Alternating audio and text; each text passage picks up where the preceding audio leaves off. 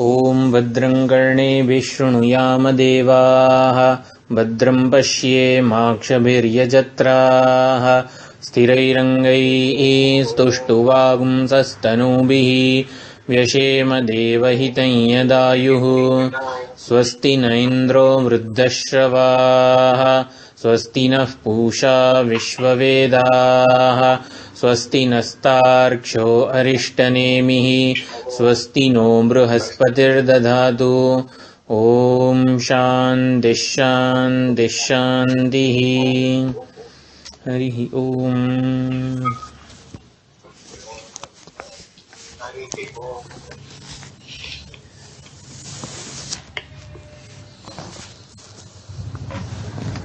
तो 24મો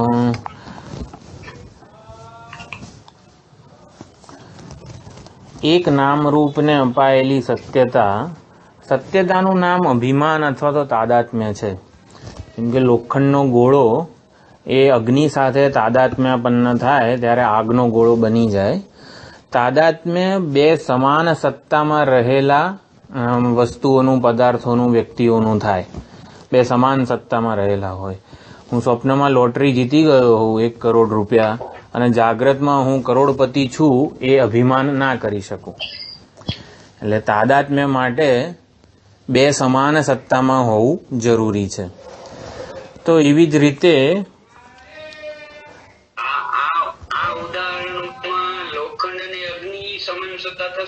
હા, લોખંડ અને અગ્નિની સમાન સત્તા છે. એક થઈ ગયા છે. એક થઈ ગયા હોય એવું તાદાત્મ્યનું ઉદાહરણ લોખંડ અને અગ્નિનું છે. એક રૂપ થઈ જ ગયા છે. શુદ્ધ સ્ફટિક અને જપાકુસુમનું જે પુષ્પ છે એ જે છે ને એ ઉપાધિ, ઉપહિત, ઔપાધિક એના માટેનું દૃષ્ટાંત છે. બોલો, શુદ્ધ સ્ફટિક લાલ પ્રતીત થાય છે, લાલ બની નથી ગયો. એટલે તાદાત્મ્યનો ભ્રમ જન્માવે છે. એ સંસર્ગ અધ્યાસને આ તે બધા એનું ઉદાહરણ છે. સંસર્ગમાં રહેલો છે માટે લાલ દેખાય, લાલ રૂપે જણાય છે. હવે સંસર્ગમાં આ સંસર્ગ અધ્યાસ પણ લાલ શું કહેવાય, જપાકુસુમનું ફૂલ અને સ્ફટિક બંને વ્યવહારિક સત્તાના જ છે. જ્યારે આપણા કેસમાં ચૈતન્ય જે છે, ચૈતન્ય સ્વરૂપ પરમાત્મા કે પ્રત્યેગાત્મ ચૈતન્ય અને આ દેહ, એની સત્તા અલગ છે. માટે એ આધ્યાસિક તાદાત્મ્યનું ઉદાહરણ છે. આધ્યાસિક તાદાત્મ્ય સાચું નથી થયું, પરંતુ તાદાત્મ્ય જાણે કે થયું હોય એવો ભ્રમ જન્મે છે. આ ભ્રમ અવિવેકની ઉપજ છે અને માટે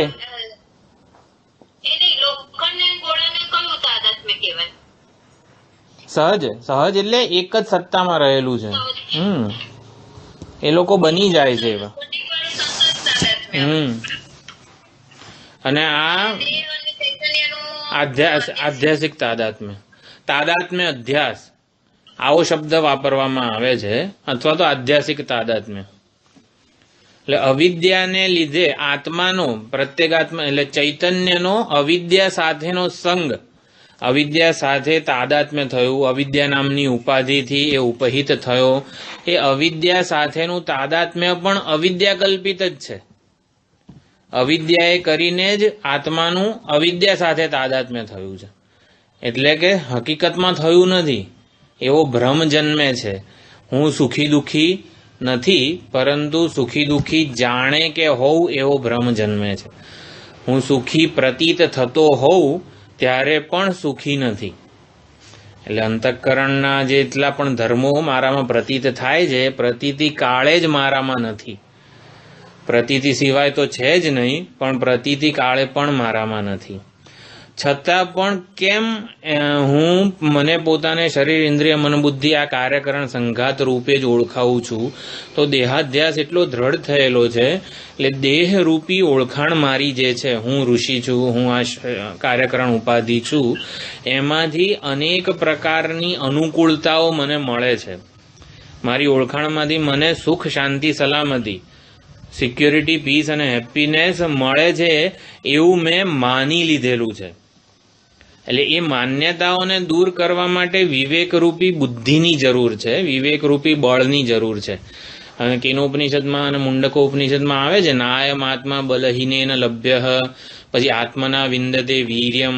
આ વીર્ય કે બળ આ છે કે હું આત્મ સ્વરૂપ ચૈતન્ય અનાત્મા કરતા જુદો, સ્વતંત્ર, વિલક્ષણ છું. એટલે મારા અસ્તિત્વ માટે, મારે મારી સુખ સગવડ સલામતી માટે અનાત્માની જરૂર નથી, અનાત્માની જરૂરિયાત વગરનો છું. આવું વિવેકરૂપી બળ જે છે એ ખૂબ જ જરૂરી છે.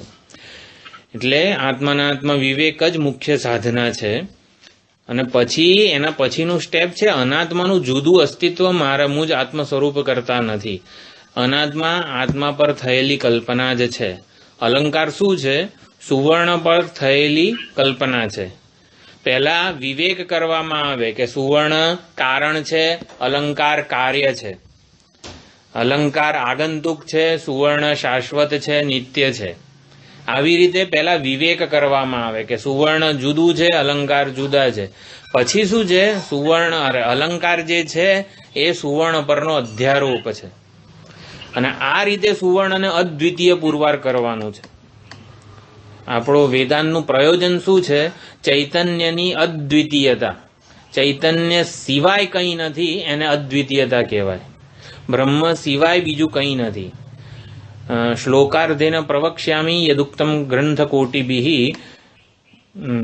જીવો બ્રહ્મ સત્યમ જગન મિથ્યા જીવો બ્રહ્મૈવ નાપરઃ.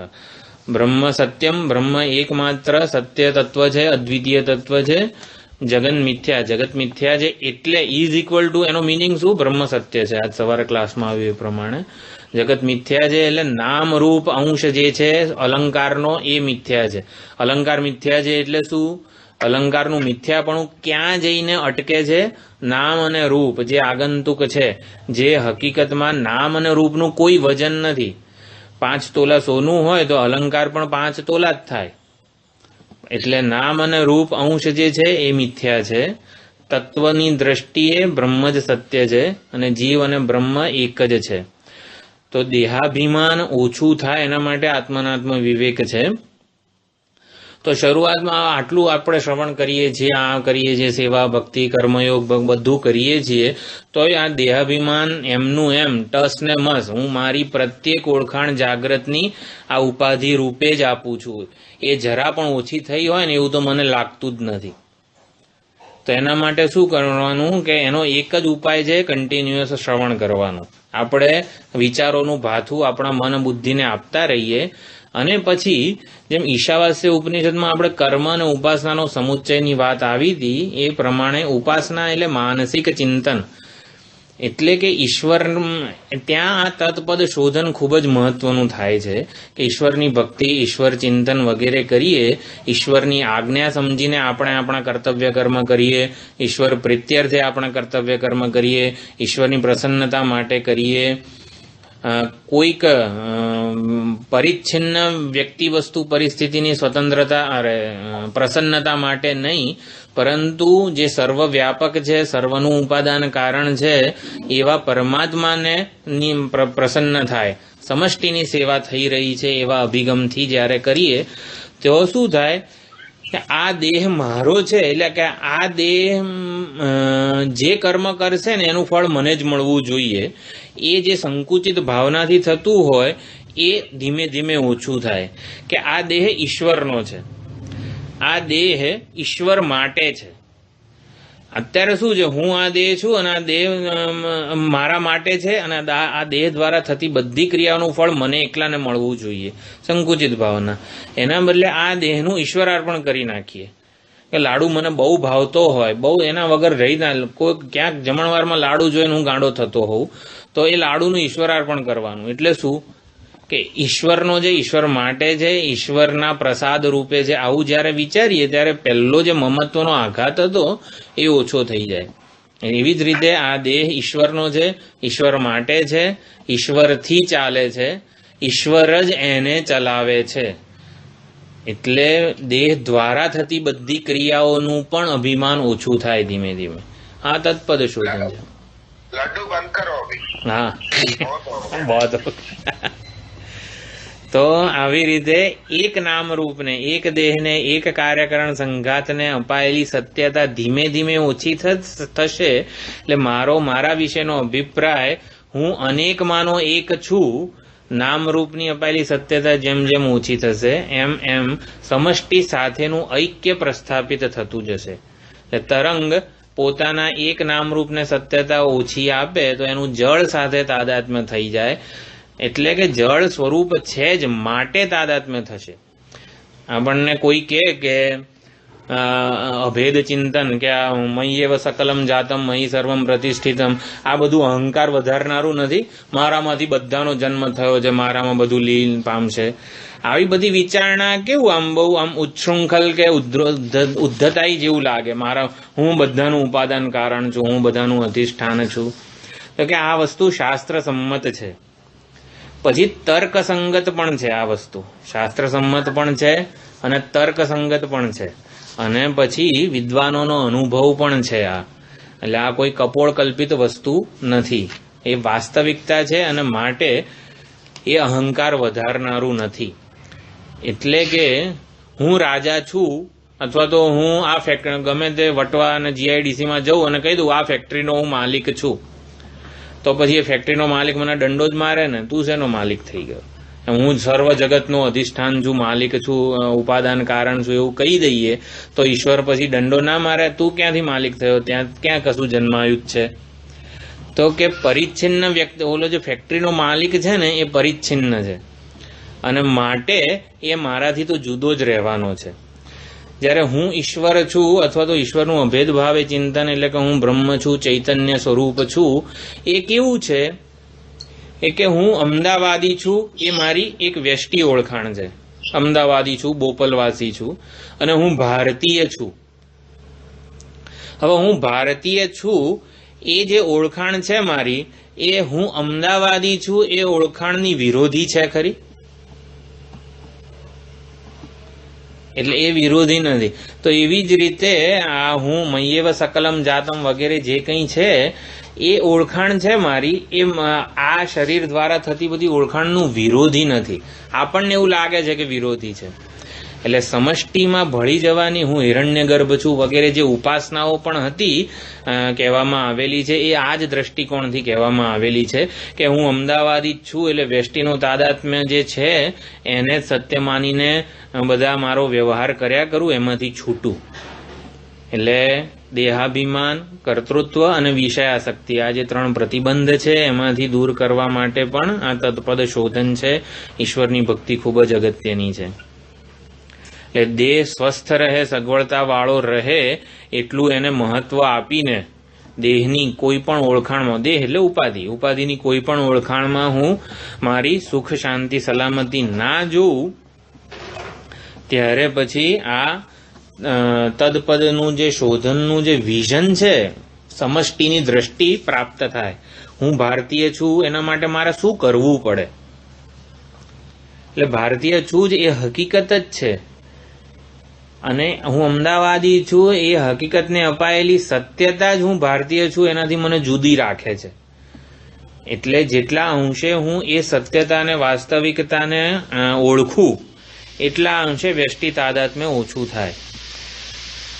અને એવી જ કંઈક વિચારણા આ બધા શ્લોકોમાં ચાલી રહી છે. એટલે અપાણી પાદોહમ અચિંત્ય શક્તિ પશ્યામી અચક્ષુ સ શૃણોમ્ય કર્ણ, હું હાથ વગરનો, પગ વગરનો છું વગેરે શું છું? એટલે કર્મેન્દ્રિયો વગરનો છું, એટલે કર્મેન્દ્રિયોની જરૂરિયાત વગરનો છું. કર્મેન્દ્રિયોની જરૂરિયાત કોને છે? કેમ કે આપણે ઘરે સુથાર બોલાવીએ તો સુથાર એનો રંધો ને બધો, કરવત ને બધો સામાન લઈને આવે, તો આ રંધો, કરવત, એનું સ્ક્રૂડ્રાઈવર ને આ તે બધું છે એ કરણ છે, સાધન છે. તો કરણ સાધનની જરૂરિયાત કોને છે? કર્તાને છે, સુથારને છે.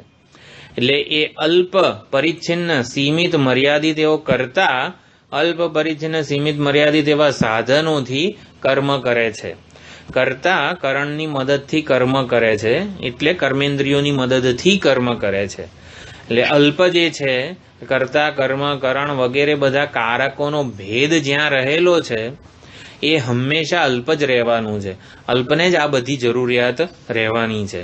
પરંતુ આ કર્તા, કર્મ, કરણ, ક્રિયાપદ આ બધું એ ચૈતન્ય પરની કલ્પના છે, મારા ઉપરની કલ્પના છે, એ મારા વેશ છે. દ્રષ્ટાંતમાં તો સુથાર કરતા જુદું એનો રંધો છે, ઓલું કરવત છે, પરંતુ આ કર્મેન્દ્રિયો, જ્ઞાનેન્દ્રિયો, પ્રાણ વગેરે એ ચૈતન્ય પરની કલ્પના જ છે. આપણે એવું વિચાર કર્યો તો મન, બુદ્ધિ એ હકીકતમાં શું છે? ચૈતન્ય રૂપી મહાસાગરમાં એક લહેર ઉઠે તો એને મન કીધું છે, બીજી લહેર ઉઠે ને બુદ્ધિ કીધી છે, ત્રીજી લહેર ઉઠે જ્ઞાનેન્દ્રિયો. આ આંખ શું છે? હકીકતમાં ચૈતન્યનો ચિદ વિલાસ જ છે. કર્ણેન્દ્રિય, શ્રોત્રેન્દ્રિય આ બધું, આ ચક્ષુ ઇન્દ્રિય પણ કલ્પના જ છે ચૈતન્ય પરની. નામ અને રૂપ ચૈતન્ય પરની કલ્પના છે. એવી રીતે યત્ર નાન્યત પશ્યતિ, નાન્યત શૃણોતિ, નાન્યત વિજાનાતિ સ ભૂમા. એટલે જ્યાં અન્યત ન વિજાનાતિ, અન્યને મારે જોવો હોય તો મને આંખની જરૂર પડે. હું છું એના માટે મને આંખની જરૂર નથી પડતી. હું સભાન છું એ સ્વયં પ્રકાશ જ છે. એટલે અપાણી પાદોહમ ચિંત્ય શક્ષી પશ્યામ્ય ચક્ષુ સ શૃણોમ્ય કર્ણ શું છે? હું ભૂમા છું એ વસ્તુને સિદ્ધ કરી રહી છે આ કર્મ. ન અન્યત પશ્યતિ, ન અન્યત શૃણોતિ, ન અન્યત વિજાનાતિ. અન્યના જ્ઞાન માટે આ બધા અલ્પ, મર્યાદિત, સીમિત એવા કરણની જરૂર પડે છે. જ્યારે જેનું જ્ઞાન નિરાકાર થઈ ગયું છે, નિર્વિકાર થઈ ગયું છે, એવા માટે, એવા સ્વયં સિદ્ધ ચૈતન્ય મારા માટે, પ્રત્યેગાત્મ ચૈતન્ય માટે કોઈ આંખ, કાન, નાક, કર્ણેન્દ્રિય વગેરેની જરૂર નથી. જે પડદાનું કરે, જે ગયા વખતે ઓલું સિનેમા વાળું ઉદાહરણ આપ્યું હતું કે અધિષ્ઠાન ચૈતન્ય એ પડદો છે, પછી મન એ રીલ છે, ઓલી ફિલ્મની રોલ છે, અને જે પ્રકાશક છે, બલ્બ જે છે એ પ્રત્યેગાત્મ ચૈતન્ય છે. તો એવી જ રીતે બીજાને જાણવા માટે ફિલ્મમાં એવું લાગે કે આપણને અનેક કરણની જરૂર છે, ચલો આપણે હાથ અને પગની મદદથી કંઈક કરીએ, પણ કોણ એ કરે છે? કરતા, ભોગતા, જીવ જ એ કરે છે. હકીકતમાં હું જે પ્રકાશક પ્રત્યેગાત્મ ચૈતન્ય છે એ છે, એમાંથી બધા કરણ ઉત્પન્ન થાય છે. આ પાણી, પાદ, ચક્ષુ, કર્ણ વગેરે એ પ્રત્યેગાત્મ ચૈતન્યનો જ એક પ્રોજેક્શન છે. અને મારે એની જરૂર નથી. મારામાં ક્યાંય અલ્પતા નથી, માટે મને કર્મેન્દ્રિય, જ્ઞાનેન્દ્રિયોની જરૂર નથી. હું ભૂમા તત્વ વ્યાપક છું અને સર્વવ્યાપક ચૈતન્ય છું. હું સર્વાત્મા છું અને માટે મને જ્ઞાનેન્દ્રિયો, કર્મેન્દ્રિયોની જરૂરિયાત વગરનો છું. સર્વ જ્ઞાન, ઈચ્છાશક્તિ, ક્રિયાશક્તિ અને એનું ઉદ્ગમ હું છું અને માટે મને એની જરૂર નથી. કર્મેન્દ્રિયોને કર્મ કરવાની શક્તિ પ્રદાન કરનાર હું છું. જ્ઞાનેન્દ્રિયો કંઈક જાણવાની, કંઈક ગ્રહણ કરવાની જે શક્તિ છે એની પોતાની નથી, મારા લીધે છે. યન મનસા ન મનુતે યેનાહુર્મનોમતમ યત ચક્ષુષા ન પશ્યતિ યેન ચક્ષુંષી પશ્યતિ. આ કેનોપનિષદમાં જે આખા 4 થી 9 મંત્રો હતા, યદ વાચા અનભ્યુદિતમ યેન વાગ અભ્યુદ્યતે. વાણી વડે જે પ્રકાશિત થતું નથી, પરંતુ જેના લીધે વાણી શબ્દો ઉચ્ચારી શકે છે, એ વાણીનો પ્રત્યેગાત્મા હું છું. એટલે મારા લીધે આ બધું કાર્યકરણ સંઘાત ચેતનવંતો બને છે, સત્તા અને સ્ફૂર્તિ પ્રાપ્ત કરે છે, એ જે તે વિષયોમાં જાય છે અને મારે એ લોકોની જરૂર નથી. અહમ વિજાનામી વિવિક્ત રૂપ, હું અરૂપ છું, સર્વરૂપનું અધિષ્ઠાન છું. અહમ વિજાનામી, આમ તો વિદ ધાતુ છે, સકર્મક કહેવાય. હું જાણું છું. તો પછી શું જાણું છું, કોને જાણું છું એ અગત્યનું નથી. હું માત્ર ચિત્ત સ્વરૂપ, સન્નિધિ સ્વરૂપે જ છું અને પ્રકાશું છું. સર્વના ભાવ અને અભાવને ઉજાળું છું. જાગ્રત અને સ્વપ્નમાં, જાગ્રતમાં સ્થૂળ પદાર્થોને ઉજાળું છું, સ્વપ્નમાં સૂક્ષ્મ પદાર્થોને ઉજાળું છું, અને સુષુપ્તિમાં સ્થૂળ સૂક્ષ્મ પદાર્થોના અભાવને પણ હું ઉજાળું છું. માટે ન ચાસ્તી વેત્તા મમ, મારો કોઈ વેત્તા, મારો કોઈ જાણનાર નથી. વિજ્ઞાતારમ અરે મૈત્રેયી કેન વિજાનીયાત. જાણનારાને કોણ જાણી શકે? જે બધા કરણોથી જાણનારો છે, જે આંખ દ્વારા જોનારો છે, એને આંખ કઈ રીતે જોઈ શકે? જે કાન દ્વારા સાંભળનારો છે એવો હું એને કાન કઈ રીતે સાંભળી શકે? નચાસ્તિ વેત્તા મમ, મારો કોઈ પ્રમાતા નથી. પ્રમાણ, પ્રમેય, પ્રમાતા, પ્રમિતિ આ બધો વ્યવહાર જ્યારે જે ચૈતન્યના આધારે થાય છે એ અધિષ્ઠાન ચૈતન્ય હું છું. પ્રમાતા અહમ વૃત્તિ છે, અહંકાર છે. પ્રમેય ઘડો કે જે વસ્તુ હોય મારાથી ભિન્ન એ છે. પછી જે ઘટ આકારની બુદ્ધિવૃત્તિ જન્મે પ્રમા છે. પ્રમિતિ આવું હું ઘડાને જાણું છું એવું જે જ્ઞાન થાય છે આ બધું જે ચૈતન્યના આધારે એટલે અધિષ્ઠાન પૂર્વક થાય છે. હકીકતમાં તો એક જ ચૈતન્ય આ ચારે રોલ ધારણ કરે છે. પ્રમાણ, પ્રમેય, પ્રમાતા આ બધા ભેદ છે, કલ્પના છે એ એક ચૈતન્ય પરની જ છે. હકીકતમાં એમાં કંઈ જ ભેદ, ચૈતન્યમાં કોઈ ભેદ નથી. ચૈતન્યમાં પ્રમાતા, પ્રમેય વગેરેની કોઈ સિદ્ધિ થતી નથી. એટલે હું માત્ર જ્ઞાન સ્વરૂપ છું, જાણવાની જરૂરિયાત વગરનો છું. ન જણાયેલો એવો હું ક્યારેય હોતો નથી. ચિત્ત સદાહમ, અહમ સદા ચિત્ત સ્વરૂપેણ અસ્મિ. એટલે ન જણાયેલો હું ક્યારેય હોતો નથી. હું નિત્ય દ્રષ્ટા છું, સ્વયં પ્રકાશ છું. મને પ્રકાશિત થવા માટે અન્ય કોઈ જ્ઞાનેન્દ્રિય, કર્મેન્દ્રિયો કે આ બધા ભૌતિક પ્રકાશની પણ જરૂર નથી. એટલે વિષય કે દૃશ્યતયા જાણવાની જરૂરિયાતથી હું મુક્ત છું.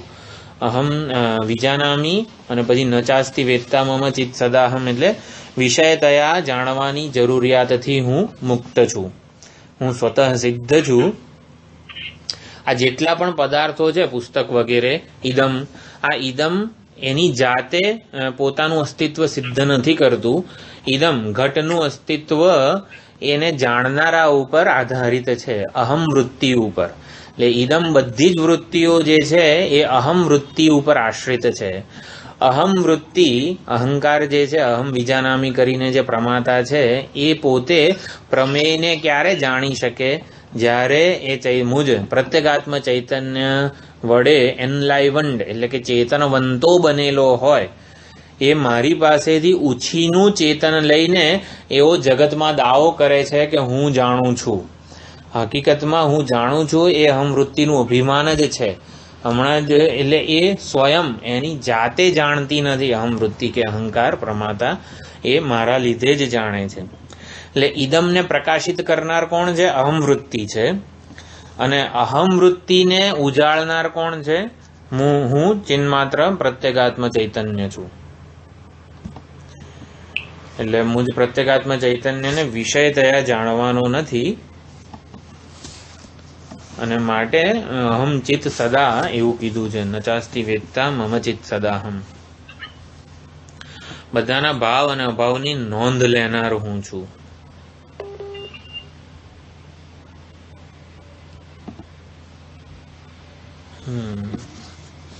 માટે હવે આગળના મંત્રમાં વેદૈરનેકૈરહમેવ વેદ્યઃ વેદાંતકૃદ વેદ વિદેવ ચાહમ ન પુણ્યપાપે મમ નાસ્તિ નાશઃ ન જન્મ દેહેન્દ્રિય બુદ્ધિરસ્તિ. વેદૈઃ અનેકૈઃ, અનેકૈઃ વેદૈઃ અહમ એવ વેદ્યઃ. વેદ્ય એટલે પ્રતિપાદ્ય. અનેક વેદ વાક્યો વડે, સમગ્ર વેદ શાસ્ત્ર વડે, ઉપનિષદના પુરાણ હોય, ઇતિહાસ હોય, આ બધા વડે, આ બધા ઋગ્વેદાદી મંત્રો વડે હું જ એકમાત્ર પ્રતિપાદ્ય વિષય છું. વેદ્ય એટલે આવી રીતે જેનું પ્રતિપાદન થઈ રહ્યું છે એવા મુજ ચિન્માત્ર સ્વરૂપનું. સમગ્ર વેદ કોનું પ્રતિપાદન કરે છે? તો મારી ચૈતન્યની અદ્વિતીયતાનું પ્રતિપાદન કરે છે. વેદૈઃ અનેકૈઃ અહમ એવ વેદ્યઃ. એકમાત્ર તાત્પર્ય હું છું. મારામાં જ સમગ્ર વેદ વેદાંત શાસ્ત્રોનો સમન્વય છે. સમન્વય એટલે બધા એક વસ્તુમાં તાત્પર્ય ધરાવે છે. શેમાં? મારી મુજ પ્રત્યેગાત્માની અદ્વિતીયતામાં. એટલે એકમાત્ર પ્રતિપાદ્ય વિષય હું છું. આ વેદાંત રૂપી શબ્દ પ્રમાણ છે. એ વેદાંત ભણીએ આપણે, ઉપનિષદોને ભણીએ ત્યારે શું પ્રયોજન મનમાં રાખવાનું છે? કે હું ચૈતન્ય છું એ પ્રયોજનથી, એટલે શરીર ઇન્દ્રિય મન બુદ્ધિથી જુદો વિલક્ષણ સ્વતંત્ર એવું હું ચૈતન્ય સ્વરૂપ છું, એ અંતિમ ધ્યેય નથી. હું સર્વાત્મા છું, હું અદ્વિતીય છું, એ અંતિમ ધ્યેય છે. એટલે વેદાંત રૂપી શબ્દ પ્રમાણ વડે મારું મુજ પ્રત્યેગાત્માનું સર્વાત્માપણું આપણે સમજવાનું છે. એ જ પ્રયોજન છે. એ કઈ રીતે પ્રગટ થાય છે? ખોટા ખ્યાલને દૂર કરવા દ્વારા, અતદ વ્યાવૃત્તિ વડે. એટલે વેદાંત જે છે, વેદાંત વગેરે એ શબ્દ પ્રમાણ છે. શબ્દ પ્રમાણથી અપરોક્ષ જ્ઞાન ક્યારે જન્મે? જ્યારે જે વિષય જે છે, બ્રહ્મ છે, ચૈતન્ય છે, એનો જો સતત અનુભવ થઈ જ રહ્યો હોય તો શબ્દોથી અપરોક્ષ જ્ઞાન જન્મે. આપણે જ્ઞાનેન્દ્રિયોથી જે જન્મે છે જ્ઞાન, એને પ્રત્યક્ષ કહેવાય છે. આંખ વડે ઘડો દેખાય તો ઘડો પ્રત્યક્ષ કહેવાય. પછી હું એમ કહું કે મારા એટલે હિમાલયનું જો હું વર્ણન કરતો હોઉં તો અત્યારે તમારી જ્ઞાનેન્દ્રિયોને એ પ્રત્યક્ષ નથી. માટે હિમાલયનું જે વર્ણન કરું અને હિમાલયનું જે વર્ણનનું જે ચિત્ર, જે વૃત્તિ, જે જ્ઞાન જન્મે આપણા મનમાં, એને પરોક્ષ કહેવાય. પછી બીજી એક કોટી છે અપરોક્ષ. આત્માને અપરોક્ષ કીધો છે, પણ અપરોક્ષ શબ્દને સમજવા માટે આપણો જેમ કે ગળામાં કંઠી હોય એ આપણને પ્રાપ્ત જ છે. ચશ્મા પહેરેલા છે, ઘણી વાર ચશ્મા ભૂલી જઈએ, જે ઉદાહરણ આપતા હોય સ્વામીજી, તો એ નિત્ય પ્રાપ્ત જ છે, સતત એનો અનુભવ છે, છતાં પણ ઓળખાણ નથી. એટલે જ્ઞાનથી શું થાય છે? શબ્દ જ્ઞાન. કોઈ કહે કે આ ચશ્મા તો પહેરેલા જ છે કે માથે છે, તો એના ઉપદેશથી, એના શબ્દથી, એના ઉપદેશથી, એના વાક્યોથી કે હા ચશ્મા તો મારી પાસે જ છે, એટલે નિત્ય પ્રાપ્ત રૂપે એની ઓળખાણ થાય છે. નિત્ય પ્રાપ્ત તો હતો જ, અનુભવ નહોતો તો કે ના, અનુભવ પણ હતો. એટલે બ્રહ્મનો, ચૈતન્યનો, આનંદ સ્વરૂપનો, સતચિત આનંદનો સતત અનુભવ છે જ. તો વેદાંતના આ વાક્યોથી શું થાય છે? જ્ઞાતત્વેન ઉપલક્ષિત. એટલે શબ્દોથી, વેદાંતના વાક્યોથી આત્મા જણાય છે એવું નથી. પહેલા અજ્ઞાત હતો તો અજ્ઞાત હતો અને જ્ઞાત થયો એવું પણ નથી. જ્ઞાતત્વેન ઉપલક્ષિત, આવો શબ્દ પ્રયોગ વાપરવામાં આવે છે. આ જ્ઞાતત્વેન ઉપલક્ષિત એટલે જાણે કે જ્ઞાત થાય છે. આત્મતત્વનું પૂર્ણ સ્વરૂપ, આત્માનું અદ્વિતીય સ્વરૂપ, આત્માનું આનંદ સ્વરૂપ જ્ઞાતત્વેન ઉપલક્ષિત.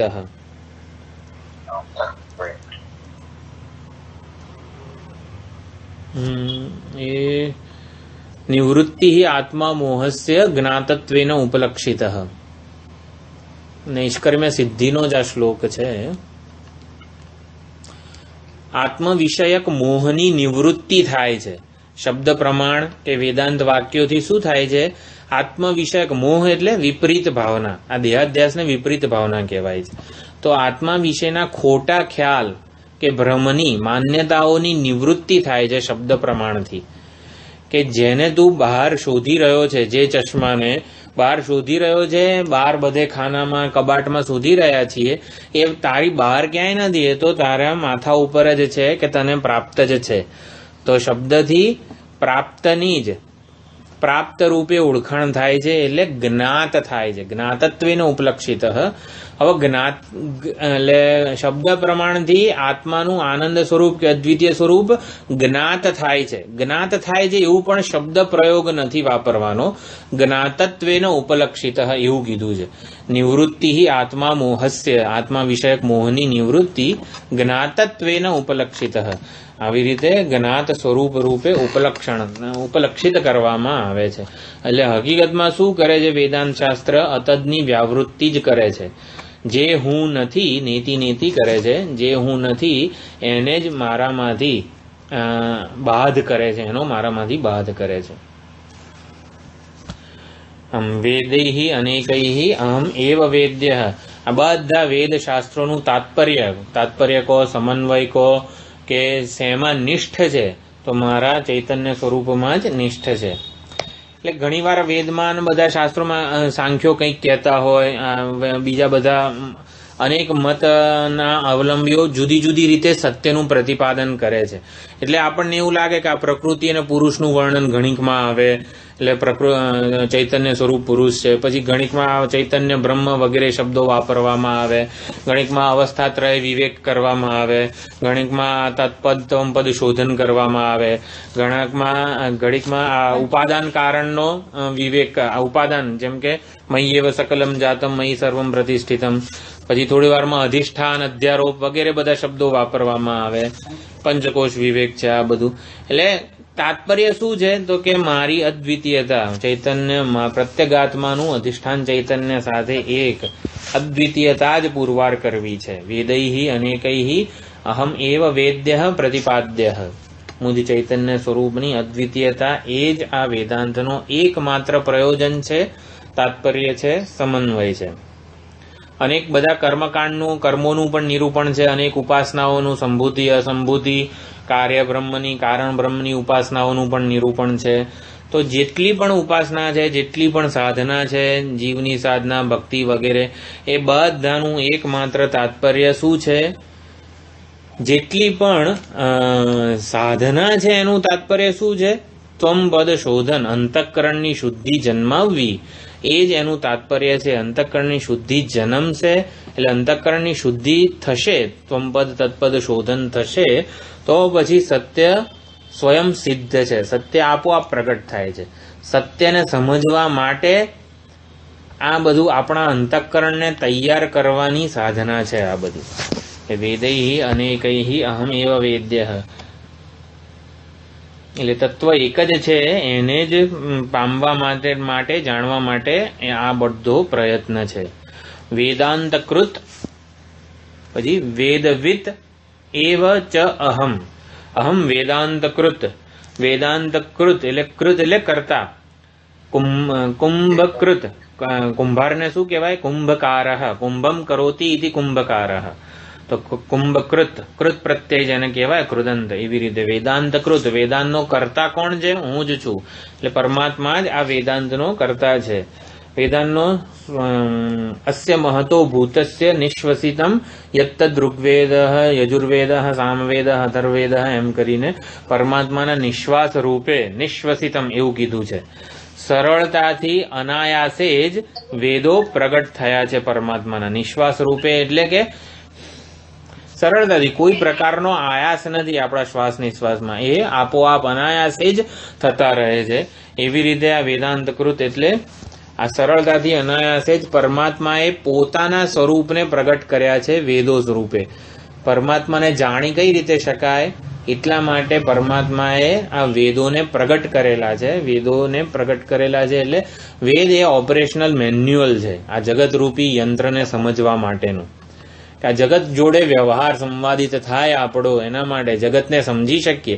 આપણે નવું વોશિંગ મશીન લઈએ, આને ચલાવવાનું કેમ? ઓન ઓફ ને આ બધું કેટલા બધા બટનો છે. તો એ વોશિંગ મશીન સાથે એક મેન્યુઅલ આપે એ લોકો. નવું મિક્સર લીધું છે અને ક્યારેક ગ્રાઇન્ડર કરવાનું, ક્યારેક જ્યુસર વાપરવાનું, ક્યારેક મિક્સર વાપરવાનું, ક્યારે શું વાપરવાનું, એના માટે જે પાવર ના તે એક મેન્યુઅલ આપે છે, ઓપરેશનલ મેન્યુઅલ, કે જેથી આપણે એ વસ્તુને સમજી શકીએ. તો એવી રીતે પરમાત્માએ આ વેદરૂપી ઓપરેશનલ મેન્યુઅલ આપેલું છે, જેથી જગતમાં આપણે આગળ વધી આધ્યાત્મિક પ્રગતિ કરી શકીએ જગતને સમજીને. એટલા માટે આ વેદરૂપી મેન્યુઅલ આપેલું છે.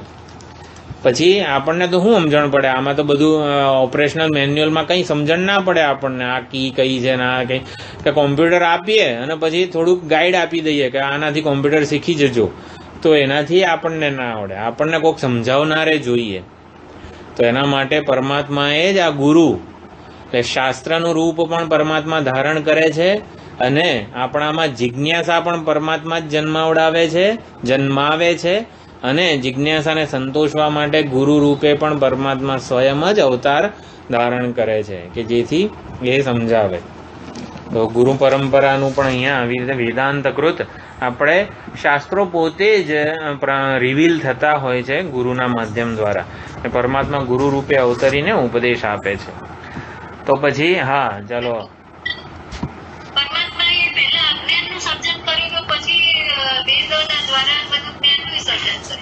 એટલે અજ્ઞાનનું સર્જન કર્યું ને કેમ કર્યું ને એ બધું છે ને એટલે કેવું છે, સપોઝ વિવેક ચૂડામણીમાં આનો જવાબ આપ્યો છે.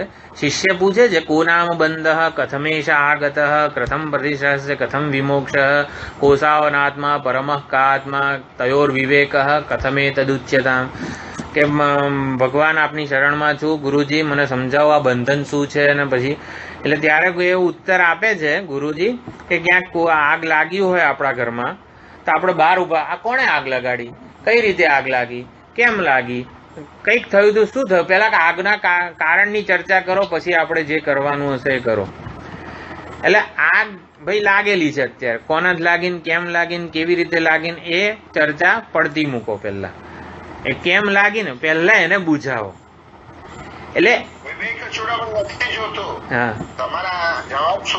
हाँ तो पहले हाँ तो अज्ञान क्यों आया है वो सब विद्वानों का विषय है, वो सिद्ध भी कर सकते हैं. वैसे अज्ञान अनिर्वचनीय है. साप क्यों उत्पन्न हुआ, साप केम उत्पन्न थयो रज्जुमांथी, तो ये अनिर्वचनीय ख्याति है, एनु कोई कारण नहीं. અજ્ઞાનનું કોઈ કારણ નથી એટલે જ એને અજ્ઞાન કહેવામાં આવે છે. હકીકતમાં જેનું કોઈ કારણ ના હોય એને અજ્ઞાન કહેવામાં. રજ્જુ સર્પનું શું કારણ છે? માયાથી અજ્ઞાનનું સર્જન કર્યું એવું નથી. માયા અને અજ્ઞાન ને બધું એક જ વસ્તુ છે હકીકતમાં.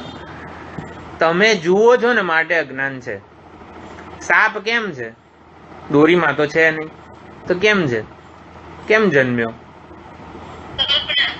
જોનારો છે ને માટે અજ્ઞાન છે. હા, જોનારો છે માટે સાપ છે. સાપનું કોઈ કારણ નથી. જોનારો છે ત્યાં સુધી સાપ છે.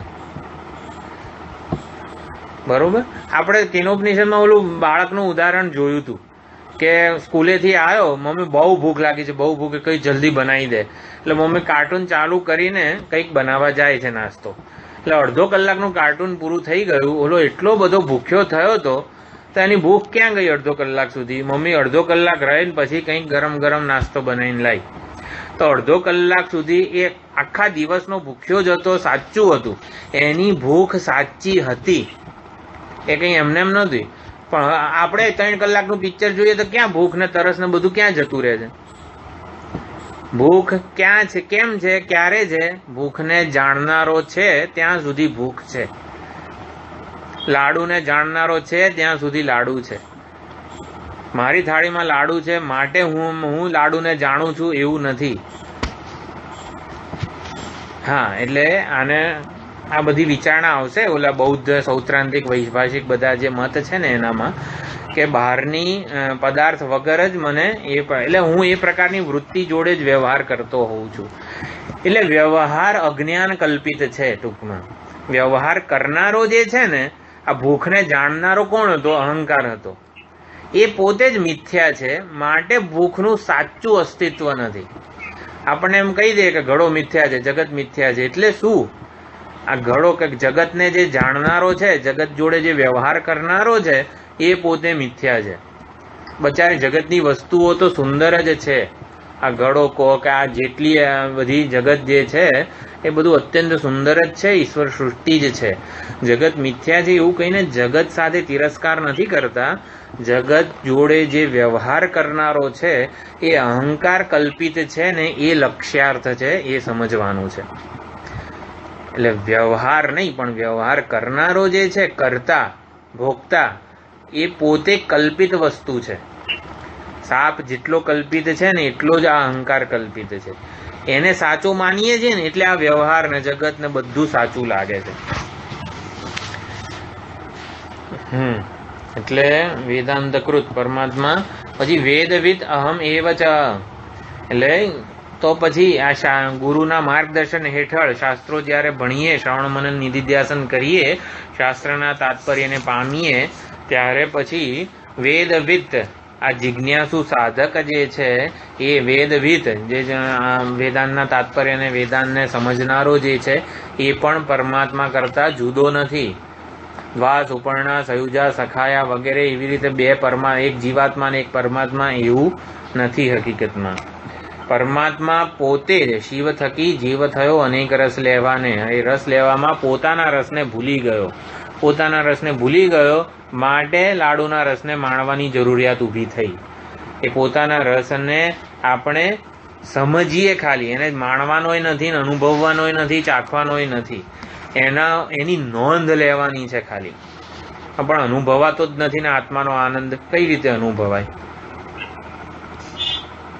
લાડુના આનંદની જરૂરિયાતથી મારે પર થવું છે, તો પણ મને મારામાંથી તો આનંદ આવવો જોઈએ ને, તો લાડુનો આનંદ છોડી શકું ને. તો મારામાંથી આનંદ કઈ રીતે અનુભવાય? એ તો બુદ્ધિનો આનંદ થયો ને, બૌદ્ધિક. હા ચલો હું સુખ સ્વરૂપ છું, એનાથી લાડુનો આનંદ જતો રહે?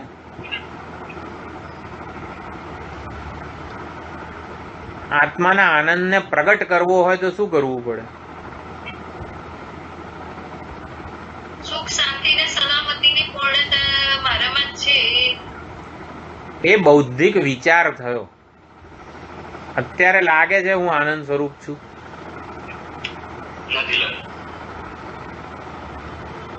લાડુ દ્વારા આનંદ આવે છે,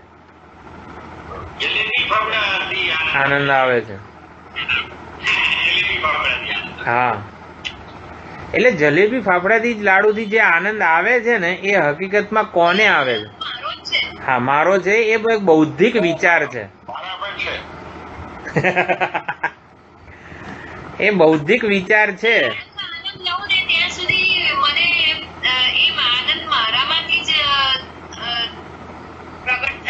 હા, એટલે લાડુમાં જે આનંદ છે એ આનંદનો આભાસ છે, આનંદનું પ્રતિબિંબ છે. એ હકીકતમાં આનંદ તો મારા બિંબ સ્વરૂપ મારામાં જ રહેલો છે. તો લાડુ શું કરે છે? લાડુ ખાવાની ઈચ્છાને નિવૃત્ત કરે છે. એટલે હકીકતમાં તો ઈચ્છાનો સંતાપ એટલો બધો છે કે મને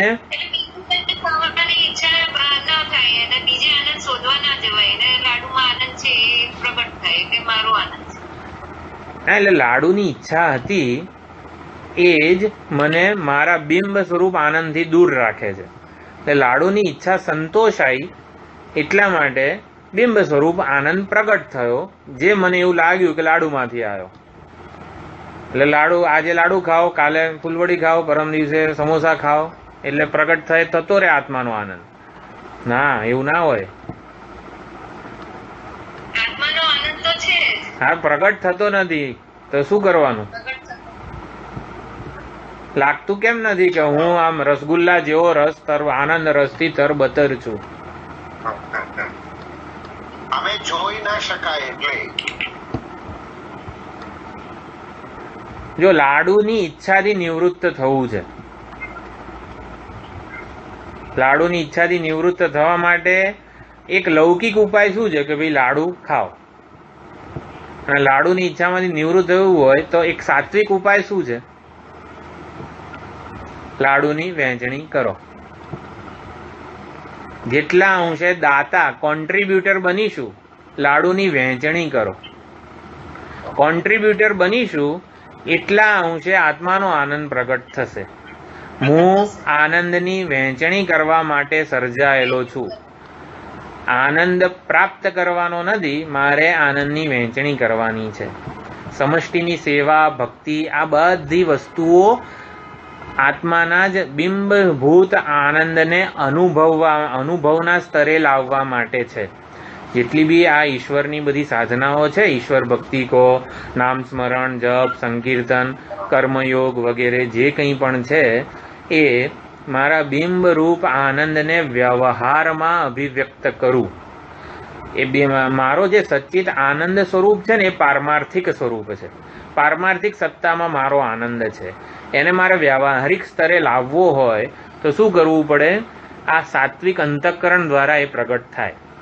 આત્માનો જ આનંદ સાત્વિક શુદ્ધ સાત્વિક વિરક્ત અંતઃકરણમાં પ્રગટ થાય.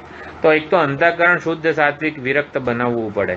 અંતઃકરણ શુદ્ધ સાત્વિક ક્યારે બને?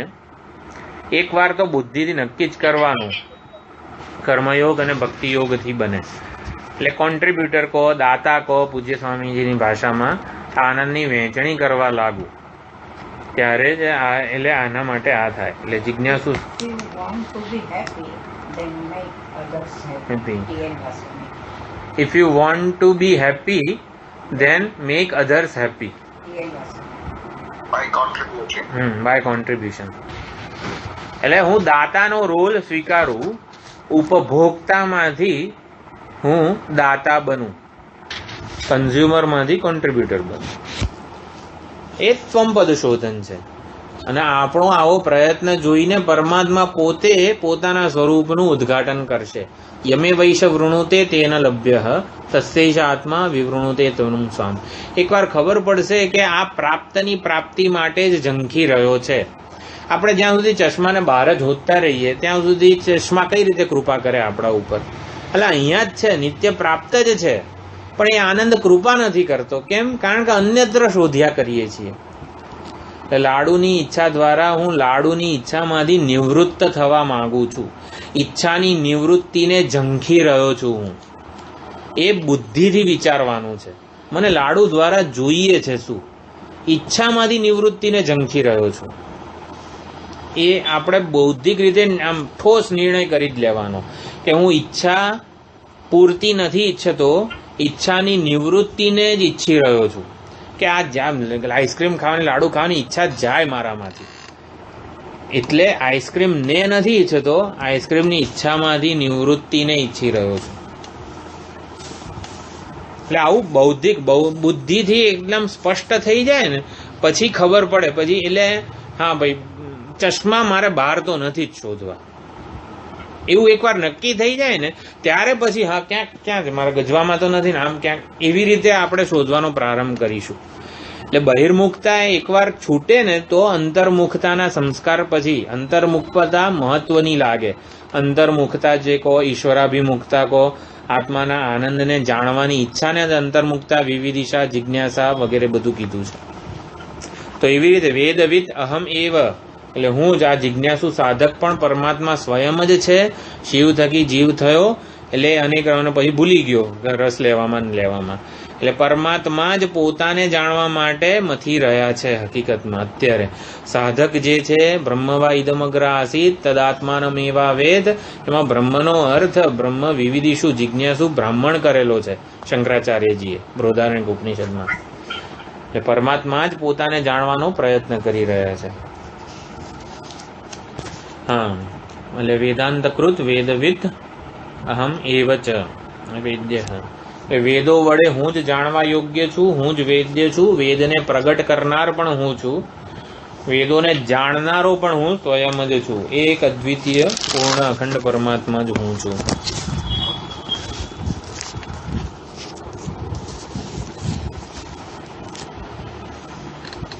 ન પુણ્ય પાપે મમ, મારા કોઈ પુણ્ય કે પાપ નથી. પુણ્ય ને પાપ કોના હોય? કરતાના, પરિચ્છિન્ન કરતાના હોય. એક ઉપભોક્તા એટલે કે કન્ઝ્યુમર જે હોય ને એના જ પુણ્ય પાપ હોય. જે કોન્ટ્રીબ્યુટર હોય એના કોઈ દિવસ પુણ્ય પાપ ના હોય. પુણ્ય ને પાપથી પર થયેલો છે. કેમ પુણ્ય પાપથી પર થયેલો છે? વ્યષ્ટિનું તાદાત્મ્ય, વ્યષ્ટિ ચિંતન, વ્યષ્ટિમાં તાદાત્મ્ય કહો, અહંકાર કહો, અભિમાન કહો, એને જ પાપ, રાગ, દ્વેષ, પુણ્ય બધું ચોંટી જાય. અશુદ્ધિઓ ચોંટે ક્યાં? એક ઘડા કળશમાં પાણી હોય તો એમાં અનેક બધી અશુદ્ધિઓનો સંગ છે. પણ એ જ ઘડાના પાણીને સમુદ્રમાં નાખી દઈએ, સમષ્ટિમાં ભેળવી દઈએ તો પછી શુદ્ધ જ કહેવાય, પવિત્ર જ કહેવાય.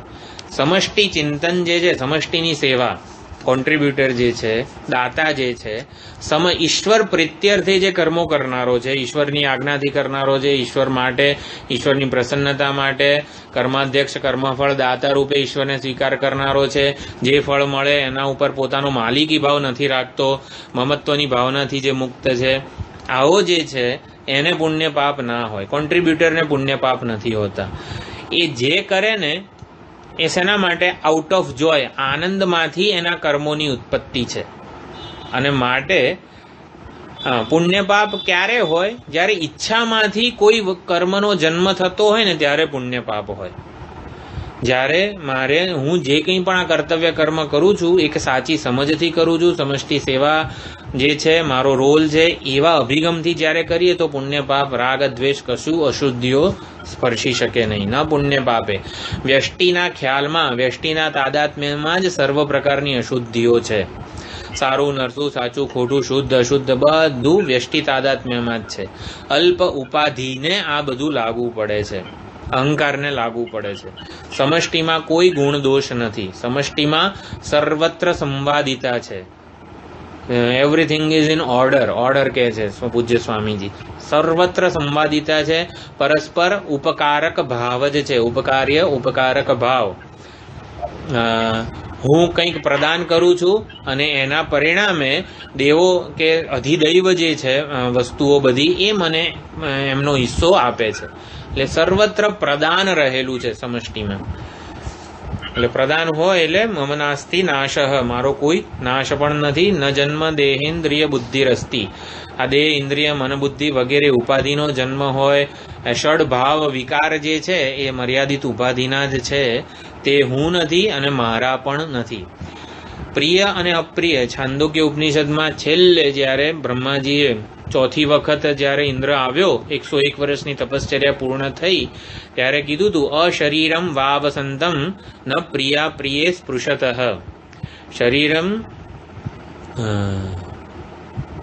અશરીરમ વાવસંતમ ન પ્રિયા પ્રિય સ્પૃશતઃ. અને પછી જ્યાં સુધી શરીર છે ત્યાં સુધી પ્રિય અને અપ્રિયમની અપહસ્તી નહીં થાય. શરીરમ વાવસંતમ ન પ્રિય પ્રિય અશરીરમ વાવસંતમ ન પ્રિય પ્રિય સ્પૃશતઃ.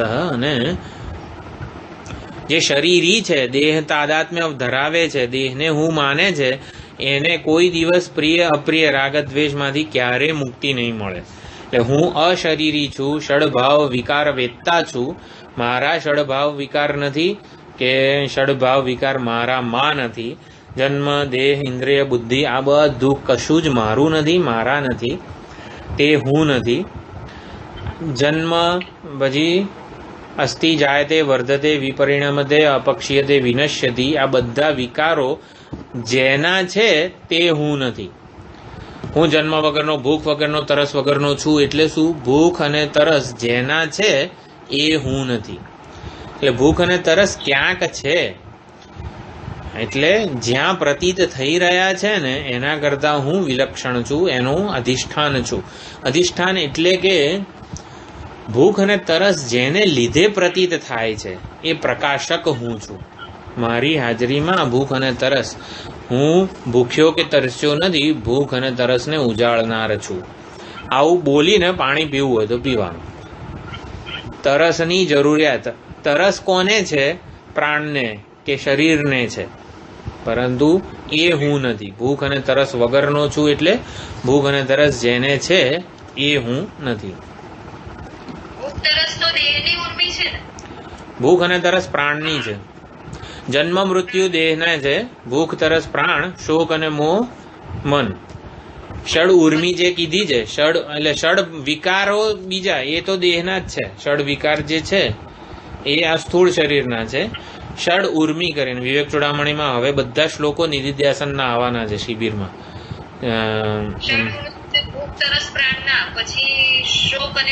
મન મન જન્મ મૃત્યુ આના શરીરના. એ ષડ ઉર્મિઓ જે છે એ આ ઉપાધિની છે, મારી નથી.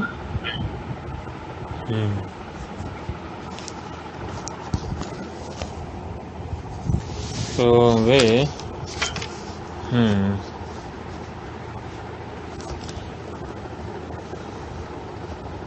ચલો અધિદેવની વાત આવે છે, આવતી વખતે જોઈશું. ઓમ પૂર્ણમદઃ પૂર્ણમિદં પૂર્ણાત